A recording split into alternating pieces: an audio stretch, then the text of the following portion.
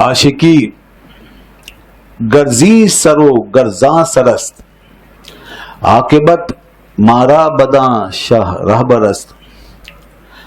کہتے بھئی عشق تو عشق ہے، عاشقی گرزی سرو گرزاں سرست، اس طرف کا ہو یا اس طرف کا، ادھر کا ہو یا ادھر کا ہو، مجازی ہو یا حقیقی ہو. کہہ رہے ہیں عاشقی جو ہے، عشق وہ عاشقی ہی ہے.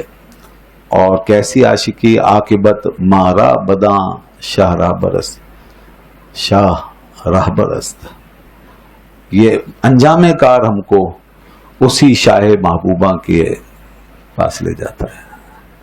یہ جو عشق ہے، یہ جو عاشقی ہے، بالآخر ہمیں اسی شاہ خوبہ اور شاہ محبوبہ کے پاس لے جاتی ہے.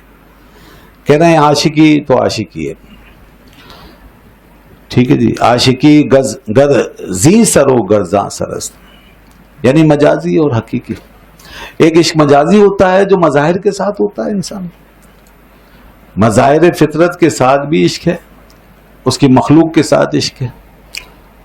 تو عارفوں کی شان تو یہ ہے، یہ عارفوں کی شان بیان کی ہے. اس لیے کہہ رہے ہیں عاقبت مارا، ہم کو، سب کو نہیں، کیونکہ عام آدمی جو ہیں، عام لوگوں سے مراد ہمارے سارے عام اور خاص بھی اس میں داخل ہیں. ہاں، عام سے مراد یہ صرف عوام نہیں ہے، کیونکہ عارف ہی پھر خاص الخاص ہیں، ان کی بات الگ ہے. تو یہ ایسے سارے عام لوگ جو ہیں، یہ مجازی عشق میں مبتلا ہو کر حقیقی تک پہنچ سکے، مشکل ہے. عشق حقیقی جو ہے وہی موصل المحبوب ہے، وہی موصل الحق ہے. اور یہاں جو فرما رہے ہیں کہ عشق مجازی بھی موصل المحبوب الحق ہوتا ہے، لیکن یہاں پہ قید لگا دی عاقبت مارا، ہمارے لیے. عارفوں کا معاملہ ہے، بہت پاک صاف، بہت سمجھ لیں بلند بالا لوگ، اور بہت ہی زیادہ مطلب یہ کہ بلندیوں کو چھونے والے، علم و عرفان کی بلندیوں پہ پہنچے ہوئے لوگ ہیں، اور ان کی صحبتیں بہت مضبوط ہیں، ان کے احوال بہت مضبوط ہیں. تو اگر وہ یہ مجازی عشق کی طرف بھی مائل ہوتے ہیں تو اس سے بھی وہ حقیقی عشق کی منزل پا لیتے ہیں، یہ فرمانا چاہ رہے ہیں. تو اس طرح کی بات، اسی لیے وہ ایک صاحب نے تو بڑا اچھا شعر کہا، وہ مولانا اسماعیل میرٹھی بڑے مشہور شاعر ہیں.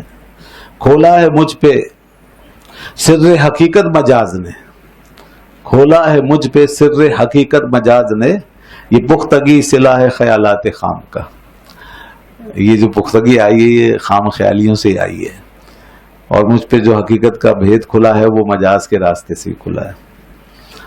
تو مجاز سے حقیقت تک پہنچنا علمی طریقے سے تو پہنچا جا سکتا ہے عام آدمی کے لیے، کیونکہ مجاز جو ہے وہ بہرحال حقیقت کا ترجمان ہوتا ہے.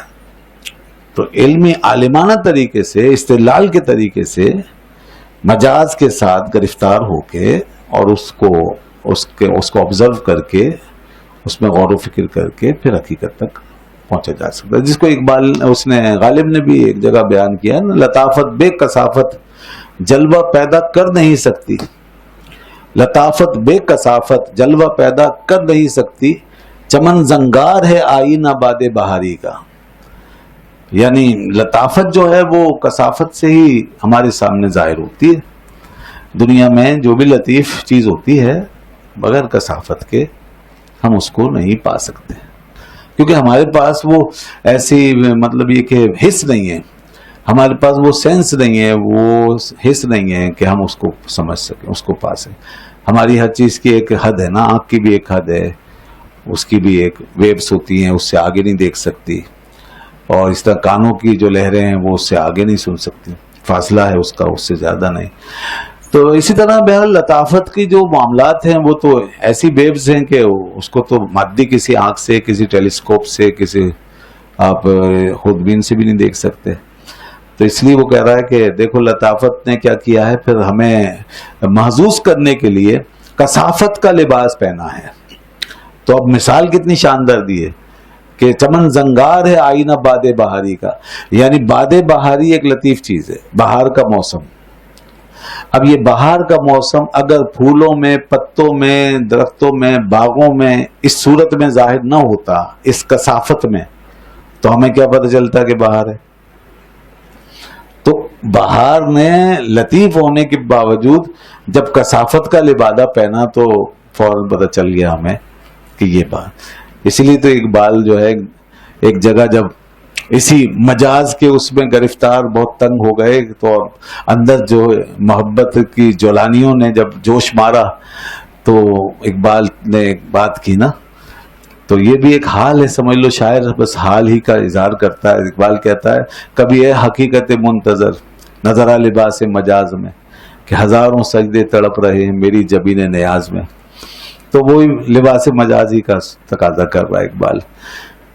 لیکن سوال یہ ہے کہ راہ میں ہم ملیں کہاں پھر؟ ادھر لطافت ایسی کہ وہ الطف اللطائف ہے، الطف اللطائف ہے، یعنی ساری لطیف چیزوں سے زیادہ لطیف وہ ذات. اور ہم جو ہیں بالکل کثیف ہیں اور فزیکل، ہماری اندر فزیکلٹی ہے، فزیکلائزڈ ہیں ہم پورے مکمل طور پہ، اور مٹیریلائزڈ ہیں، اور وہ اس سے بالکل پاک ہے.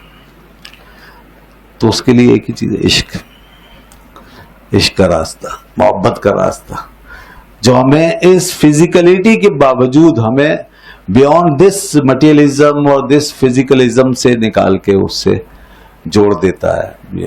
یہ ہے وہ عشق کا معاملہ بس. تو بہرحال وہ کہہ رہے ہیں کہ اب عارفوں کا تو یہ مقام ہے کہ وہ عشق مجازی کے راستے سے بھی جناب وہ پہنچ جاتے ہیں حق تک.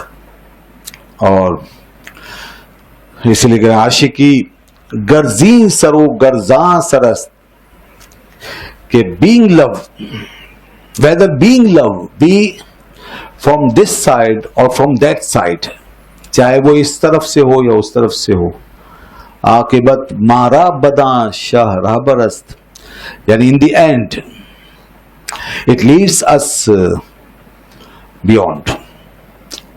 In the end it leads us beyond. بالآخر وہ ہمیں وہاں تک پہنچا دیتا ہے، بیونڈ یعنی شاہ تک، شاہ خوبا تک. اچھا جی، اس کے بعد آگے آئیے. آگے فرماتے ہیں کہ ہر چی گویم عشق را شرح و بیاں چوں با عشق آیم خجل با شم ازاں. زبردست شعر ہے. ہر چی گویم عشق را شرح و بیاں، جتنا بھی میں عشق کی شرح و بیاں میں کہوں، عشق کی شرح و بیاں جو بھی بیان کروں، عشق کی جتنی باتیں کر لوں، جو بھی اس پہ تقریر کر لوں، لیکچر دے دوں، یا اس کو الفاظ کا جامع پہنا کر لکھ دوں، تو چاہے وہ زبان سے ادا کروں یا تحریر کی صورت میں اس کو لاؤں، مگر ہوتا کیا ہے معلوم ہے؟ چوں با عشق آیم خجل باشم ازاں، جیسے ہی میں عشق میں آتا ہوں اور جب عشق میرے اوپر غالب ہوتا ہے، جب میں عشق میں داخل ہو جاتا ہوں تو پھر کیا ہوتا ہے؟ جب میں عشق میں چلا جاتا ہوں تو خجل باشم ازاں، میں سارے اپنے کہے ہوئے سے اور لکھے ہوئے سے شرمندہ ہو جاتا ہوں. اب وہ سب میرے لیے شرمندگی ہو جاتا ہے. یعنی اندازہ کریں اب کیا معاملہ ہے. یعنی آدمی عشق کی جتنی باتیں کر لے وہ صرف ایک بات ہی ہے. یہ حقیقی عشق نہیں ہے. عشق باتوں سے ظاہر نہیں ہوتا میرے بھائی. لکھ لکھ کے عشق کا نہیں پتہ چلتا کہ میں عاشق ہوں. آپ ساری زندگی لکھتے رہیں میں عاشق، میں عاشق، میں عاشق، میں یہ، میں وہ، نہیں. اور زبان سے کہتے رہیں آپ. وہ لوگ پڑھتے ہیں نا بڑا جھوم جھوم کے، اور بس اس کے بعد سمجھتے ہیں بھائی یہ تو بس یہی ہو گیا، یہی ہے عشق. میں فلاں عاشق، میں فلاں عاشق، میں اس کا چاہنے والا، میں اس کو چاہنے والا. وہ نعتوں میں بھی پڑھتے ہیں اور قصیدوں میں بھی پڑھتے ہیں، منقبتوں میں پڑھتے ہیں. نہیں، یہ صرف ایک نقل ہے. اصل کا حال کچھ اور ہے، اور وہ یہ ہے کہ جب عشق میں جاؤ گے تو شرمندہ ہو جاؤ گے. خود سے کیفیت طاری ہو جائے گی کہ میں نے کیا کہا ہے. ایک سمندر کو میں نے کوزے میں بند کرنا چاہا، ایک اتنی بڑی حقیقت کو میں نے چند سیاہ لفظوں کے اندر اس کو بند کرنے کی کوشش کی. یہ کیسے ہو سکتا ہے؟ یہ تو دنیا ہی اور ہے. مطلب یہ کہ جب وہ ایک حال میں چلا گیا نا، عشق میں گیا تو حال میں چلا گیا، اس کو پھر جو مزہ آتا ہے، جو محبوب سے قربت کا احساس ہوتا ہے، وہ کہاں اس کی لفاظی میں کہاں تھا، وہ کیسے سما سکتا ہے؟ تو اب صرف شرمندگی رہ جاتی ہے. یہ ہے وہ چیز. اب جو صاحبان حال ہیں وہ کیا بیان کریں، بتائیں، وہ کتابیں کیسے لکھیں؟ وہ بہت اتر کے نیچے آ کر کے ہماری منزل پر، ہمارے لیول پر پھر لکھ دیتے ہیں کچھ باتیں، ورنہ حقیقت یہ ہے کہ وہ اپنے حال کے ہاتھوں ہر چیز سے شرمندگی محسوس کر رہے ہوتے ہیں کہ کچھ کہیں گے، جو کچھ کہا تو تیرا حسن ہو گیا محدود ہے. تو حسن محدود ہے، اور حسن تو لامحدود ہے، اور یہاں حسن محدود ہو رہا ہے، ہمارے کہنے سے محدود ہو رہا ہے، اور عشق میں وہ لامحدود ہمیں نظر آ رہا ہے. اب جو ہم بولنے جائیں گے تو محدود ہونا شروع ہو جائے گا. بھائی سیدھی سی بات ہے، دیکھو اگر کسی چیز کا مزہ کھانے کی، کسی چیز کا بہت ہی ہائی فائی ٹیسٹ آپ کو مل گیا ہے نا، تو آپ نہیں چاہو گے یار اس کو بیان کر کے میں مزہ خراب کروں، اور پھر جتنا بیان کرو گے اتنا دل اندر سے پریشان ہی ہوگا، پتہ نہیں سمجھے کہ نہیں سمجھے، اور بالآخر کہو گے نہیں بھائی میں نہیں سمجھا سکتا، بھائی جو میں نے پایا ہے وہ آپ کو نہیں سمجھا سکتا. تو یہ تو ایک چھوٹی سی مثال ہے.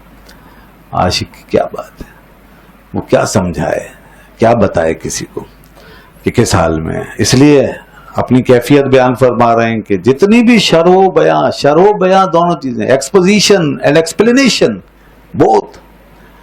How much I tell, I say, جتنا بھی میں بیان کروں تو پھر کیا ہوتا ہے، چوں بعشق آیم، جیسے میں اس میں آتا ہوں عشق میں، when I come to love تو I am ashamed for that، بس میں شرمندہ ہو جاتا ہوں. اللہ اکبر. بہت سے لوگ تو عشق کے کسی ایک حال کے اظہار پر ہی دنیا سے چلے گئے نا. جو ہی ان سے مطلب اظہار عشق کا کہا گیا وہ روئی پرواز کر گئے، وہ کیفیات. تو ایسے بھی لوگ ہوئے دنیا میں، آدمی حیران ہوتا ہے کہ کیا ہے. تو اس لیے یہ بڑی کیفیت کی بات ہے. چوں بعشق آیم خجل باشم ازاں، کہ جب میں عشق میں آتا ہوں تو میں شرمندہ ہو جاتا ہوں اس سے جو کچھ میں نے کہا ہوا ہوتا ہے، جو لکھا ہوا ہوتا ہے. اس لیے بھائی بس یہ دعوے واوے جو ہے نا، یہ سب بیکار باتیں ہیں. یہ کھوکھلے لوگ ہیں جو اپنے عشق کی داستانیں سناتے ہیں، محبت کی کیفیتیں اپنی بتانا چاہتے ہیں کہ ہم یہ ہیں، ہم وہ ہیں. یہ سب ایسے ہی ہے. عاشق تو اس کی زبان ہی بند ہو جاتی ہے اور وہ شرمندہ ہی ہوتا ہے پھر. تو اس لیے یہ باتیں ایسی نہیں کرنی چاہیے. اگر اللہ تعالیٰ نے کوئی کیفیت دی ہے نا کسی کو، تو اس کو اپنے من میں رکھے، اس کو ظاہر نہ کرے. یہ بات میں آپ سے بہت اہم کر رہا ہوں کہ کیفیات کا اظہار مت کیا کرو، کیونکہ کیفیات جو ہیں وہ زبان میں نہیں سما سکتی. کیفیات کو صرف ٹیسٹ کیا کرو، ان کو محسوس کیا کرو. اقبال نے بڑی اچھی شاعری کی ہے. وہ ہر میدان میں چلا جاتا ہے اقبال، کیونکہ اس نے فلسفہ بھی پڑھا، تصوف بھی پڑھا، صوفیوں کے رنگ میں بھی اس نے اپنے آپ کو رنگا. اے درد دل ہے گوہر آبدار تو، اے درد دل ہے گوہر آبدار تو، نہ محرموں میں دیکھ نہ ہو آشکار تو. اے درد دل ہے گوہر آبدار تو. گوہر آبدار جانتے ہیں نا، بہت قیمتی موتی، چمکدار، بالکل صاف شفاف. نہ محرموں میں دیکھ نہ ہو آشکار تو، پنہاں تہے نقاب تیری جلوہ گاہ ہے، پنہاں تہے نقاب تیری جلوہ گاہ ہے، ظاہر پرست محفل نو کی نگاہ ہے. یہ سب ظاہر پرست ہوتے ہیں دنیا میں. یہ بس ظاہر دیکھتے ہیں، ان کو کیا پتا، تو ان کے سامنے آئے گا یہ تجھے کیا پہچانیں گے؟ یہ تو ظاہر پہ مرتے ہیں، ظاہر دیکھیں گے، ان کو تو کوئی بھی جو ہے وہ ریاکاری کر کے دکھاوا کر کے متاثر کر دے، کوئی کپڑے پہن کے، کوئی لمبی زلفیں رکھ کر کے، کوئی بڑی پگڑیاں باندھ کے، کوئی بڑے اسٹائل میں آ کر کے، کوئی بھی متاثر ہے۔ تو ظاہر پرست محفل نو کی نگاہ ہے۔ آئی نئی ہوا چمن ہست و بود میں، اے درد دل اب نہیں لذت نمود میں، اے درد دل اب نہیں لذت نمود میں، نمود میں کوئی لذت نہیں ہے۔ چمن ہست و بود میں یہ جو ہے نا ظاہری جو چل رہا ہے ٹیپ ٹاپ دکھاوا ہے تو وہ ظاہر ہوگا، تو اس میں کوئی لذت نہیں ملے گی تجھے، کیونکہ یہ تو نئی ہوا کے لوگ ہیں۔ اب تو اگر ظاہر بھی اپنے آپ کو کرے گا تو کوئی تجھے پہچانے گا نہیں۔ ہاں خود نمائیوں کی تجھے جستجو نہ ہو، ہاں خود نمائیوں کی تجھے جستجو نہ، ہاں تیرے اندر یہ ہونا چاہیے کہ تجھے خود نمائی کا وہ نہ ہو، بس شوق کہ میں کسی طرح آ جاؤں باہر نکل کے۔ ہاں خود نمائیوں کی تجھے جستجو نہ ہو، منت پذیر نالے بلبل کا تو نہ ہو، منت پذیر نالے بلبل کا تو نہ ہو، یعنی بلبل کے نالے کے انتظار کے بغیر ہی تو اپنے تڑپتا رہے۔ یہ نہ ہو کہ بلبل کہیں سے کوکو کرے گی، کہیں سے کوئل کوکو کرے گی، کہیں سے بلبل آوازیں نکالے گی، نغمہ سنج ہوگی تو اندر سے بڑھے گا یا تیری خوراک بنے گی، نہیں۔ منت پذیر نہ ہو تو کسی کا، نالہ بلبل کا کسی کا بھی، یعنی باہر کا یہ ساز طرب اور یہ باہر کی چیزیں اور یہ آلات اور یہ نغمے اور یہ طرزیں اور یہ سازندے، یہ تیری ضرورت نہ ہو، ان کا محتاج نہ بن، منت پذیر نالہ بلبل کا تو نہ ہو۔ یہ دور نکتہ چی ہے کہیں چھپ کے بیٹھ رہے، جس دل میں تو مکی ہے وہیں چھپ کے بیٹھ رہے، تو یہیں چھپا رہے، جس دل میں تو مکی ہے وہیں چھپ کے بیٹھ رہے۔ یہ جناب عشق، یہ ہے درد دل، یہ ہے درد عشق، اس کو درد دل کہہ لیں درد عشق کہہ لیں ایک ہی بات ہے۔ تو وہ حضرت مولانا روم رحمۃ اللہ نے بیان فرمایا، بس اس کو اندر رکھ کر کے اس کو انسان بس محسوس کرے اور اس میں تڑپے اور اس کے اضافے کی فکر کرے، اور دیکھو جہاں یہ درد پیدا ہونا جس محفل میں صحبت میں، جیسے اب یہاں بھی الحمدللہ ہم بات ہی ساری اس دنیا کی کر رہے ہیں جو دلوں کے تاروں کو چھیلنے والی دنیا ہے، تو بس یہ اس میں ایسے محفلوں میں ایسے ماحولوں میں اپنے آپ کو کہیں نہ کہیں جوڑ کے رکھیں اور ان چیزوں سے وابستہ رہیں۔